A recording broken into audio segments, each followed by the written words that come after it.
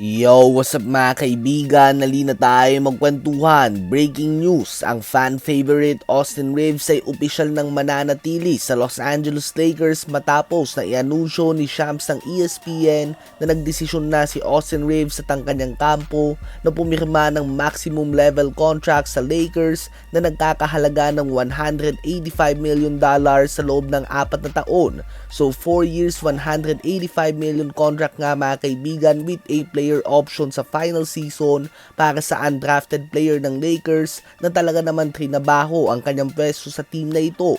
Tulad ng nabanggit natin ay undrafted player lamang si Austin Reeves na nagkaroon ng two-way contract noon. Nagkaroon nga ito ng mga games sa G League hanggang sa talagang pinahalagahan niya ang bawat minuto na binibigay sa kanya ng Lakers noon hanggang sa naging starter na nga siya ng team. Bawat taon ay napakalaki ng pinapakita niyang improvement at makikita yan sa mga stats. Hanggang sa ngayon nga ay masasabi na natin na isa na itong all-star caliber player at ngayon ay nakatanggap na nga ito ng max level contract. So literal nga na pang my player o my career mode ang kwento ng buhay basketball ni Austin Reeves sa NBA mga kaibigan.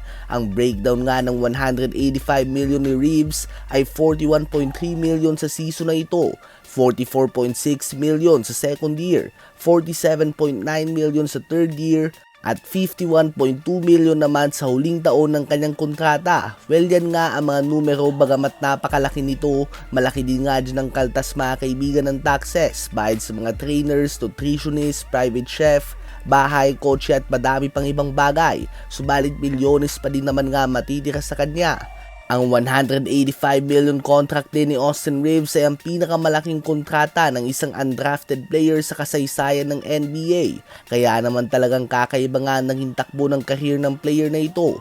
Bukod nga sa Lakers ay interesado kay Reeves ang madaming team at isang team na handa sanang magbigay din ng max contract ay ang Detroit Pistons. Kaya naman hindi na nga nagdalawang isip pa ang Lakers at pinakita din nila na talagang importante sa kanila si AR at talagang priority nila ito. Kaya naman hindi na nga nila pinatagal pa at agad din nilang inoffer ang max level contract at hindi naman nagdalawang isip si Austin Reeves at agad naman siyang nag-commit sa Lakers verbally at sinabi na pipirma siya dito ng kontrata.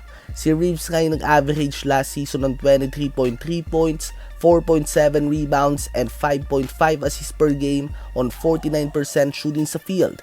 Malaki ang pinakita niyang improvement. Malakas ang tsansa niyang makapasok sa All-Star noon at kahit sa All-NBA team. Subalit tinamaan nga siya ng injury kaya naman nalagay ito sa alanganin. Bagamat may kahinaan pa din nga siya sa depensa, hindi natin may tatanggi na pwede siyang magsilbi bilang number 2 o number 3 option ng isang opensa. Ano ba masasabi niyo tungkol dito?